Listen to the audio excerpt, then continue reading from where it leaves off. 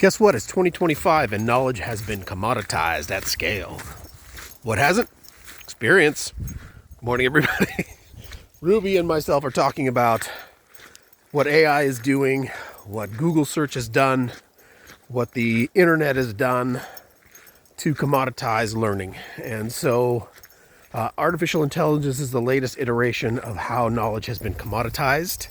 If I want to know anything, I now have a tool in my pocket that will tell me anything as long as I have the critical thinking to know the difference between conjecture and fact. And I'm willing to roll my sleeves up, check the work, look at the notifications, understand what's going on, and have the forethought and the common sense to think everything is a lie until it's a truth. That's what's happened. Now, what hasn't been commoditized is experience. Experience is the thing that will allow people to be successful moving forward and allow people who are in industries like consulting and advice to be there as long as you're thinking about 2027. This is not about 2025 anymore. You're looking forward because things are changing so quickly. The math is happening so fast. These are the things you have to really spend time on. So knowledge is commoditized, experience hasn't. And so a lot of the young kids out there think that the knowledge trumps the experience. And what they will learn very quickly is that is not the case. And this is why older guys like me and gals like somebody else have a stake in this game. Because you get punched in the face enough, you learn. That's not knowledge, that's experience. So this is something that I want a lot of people thinking about relative to how they're going to market, in the sense of like, this is tough for education, this is tough for consulting. Knowledge is commoditized. If I want to know something, I can know it. What hasn't been commoditized is the critical thinking that helps me understand the difference between fact and fiction and a lie.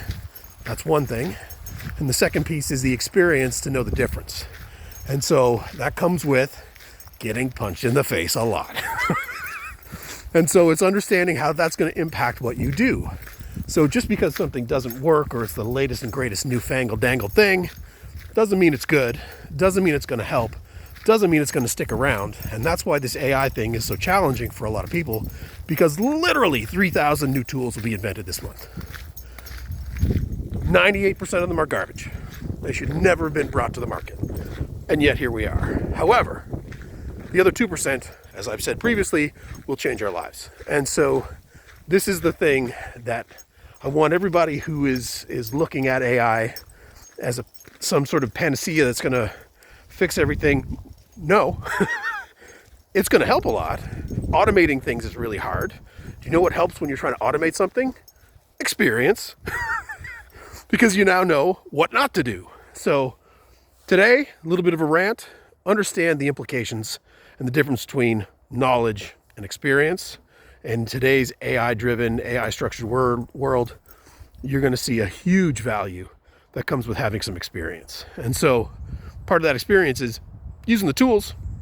You better do it. It's kind of important. The next thing is understanding how they work. What's the model? What's that going to mean? What's 2027 going to look like? This is the stuff that I want everybody thinking about. All right, enough for today. Ruby says 2025, it's going to go by fast. What's 2027 going to look like? All right, enough for today. Walking and talking with Ruby.